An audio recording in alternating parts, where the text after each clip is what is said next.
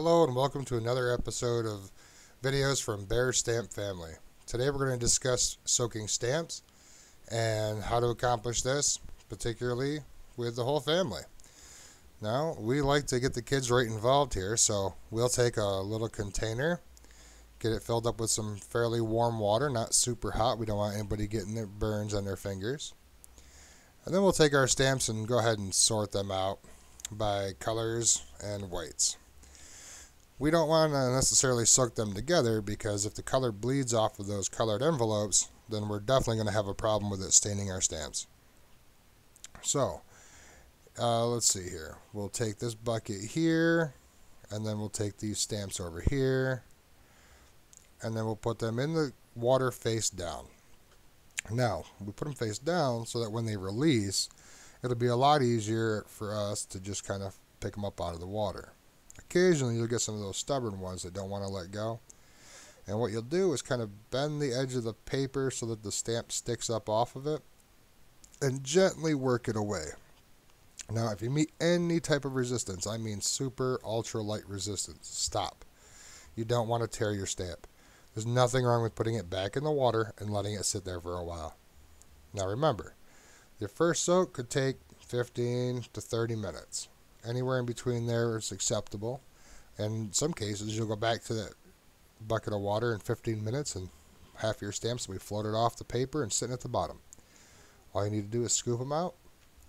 And what we do is take a nice set of white paper that we specifically use just for this purpose and line all of our stamps that are now wet and soaked off of their backing paper face down on this.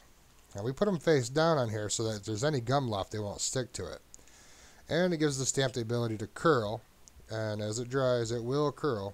Typically, the edges will come up away from the surface it's laying on. Now, we like it this way so that when we put it in our pressing paper, we can straighten them out just a little bit more effectively. Now, speaking of the pressing paper, once your stamps are completely dry, I typically leave them overnight just to be sure. We can go ahead and set up our pressing pages. What we'll do is take a piece of white cardstock or thick plain white paper that's specifically used just for this. Has never been wet, doesn't have any ripples or anything like that in it. And then we'll lay our stamps again face down on this as well. Once the page is full, we'll take a piece of plastic. Usually I'll butcher down a piece of Ziploc bag, gallon size, to cover the whole page. Put that on top. And then from here you can either put your books right on or continue to put a few layers on.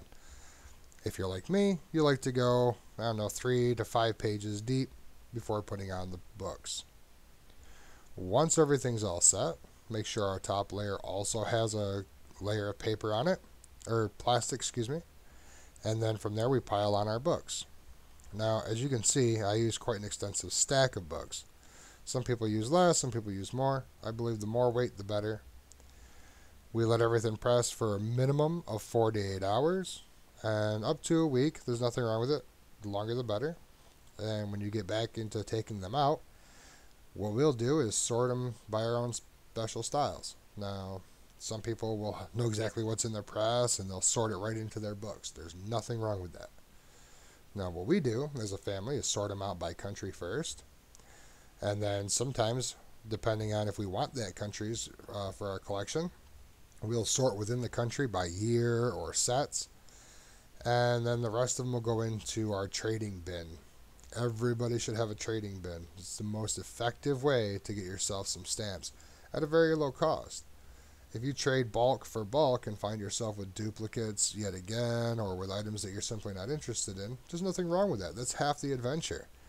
Take your little bin, make up little packets of 25, 50, 100, whatever you're comfortable trading with, and go ahead and get out there and set up some trades. We'll see them on the site from time to time, and the more active we get with trading, the more likely we'll have some conversation going. Feel free to look in the description of this video and find our link yet again. Join us and join the conversation. Thank you for your time.